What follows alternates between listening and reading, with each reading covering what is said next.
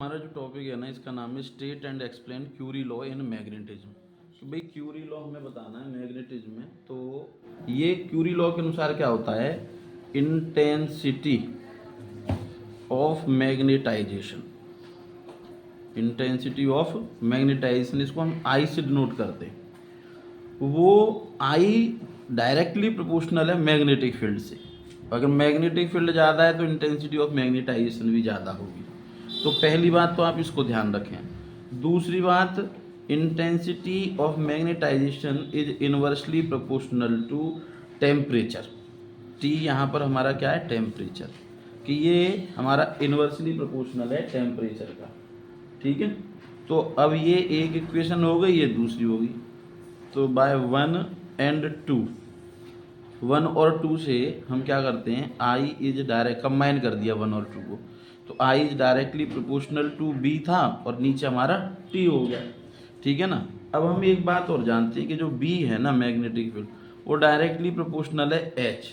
H हमारा क्या होता है बेटा, एच हमारा रिप्रेजेंट करता है मैग्नेटिक, हमारा ओरिजेंटल कंपोनेंट था ना, उसको रिप्रेजेंट करता है। तो अब यहाँ पर इसी तरह से अगर हम लिख दें I is directly proportional to H by T, क्योंकि बी डायरेक्टली हो गया ना एच की, तो एच बाई टी हो गया हमारा। और अगर डायरेक्टली को हटाता हूँ तो इक्वल टू आ गया सी एच बाई टी, जहाँ सी जो है वो क्यूरी कांस्टेंट है। सी हमारा क्या है, क्यूरी कांस्टेंट।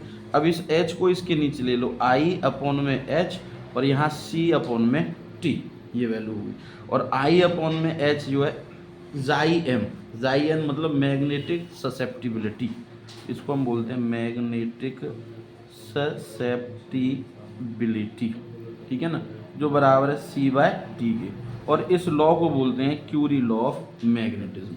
इसका एक छोटा सा ग्राफ और ध्यान रखिएगा, सीबीएसई पेपर में ये आता है कई बार। इसको कहते हैं सैचुरेशन रीजन। तो ये सैचुरेशन रीजन किस तरह से, ये इंटेंसिटी ऑफ मैग्नेटाइजेशन और ये हमारा एच बाय टी। ठीक है ना, तो यहाँ से इसका ओरिजिन है। इन दोनों का जो ग्राफ है that is the Curie law in magnetism. तो मोस्ट इंपॉर्टेंट टॉपिक है, सीबीएसई पेपर में आता है हर बार। सीबीएसई, एचबीएसई, आईसीएसई सभी के लिए इम्पोर्टेंट।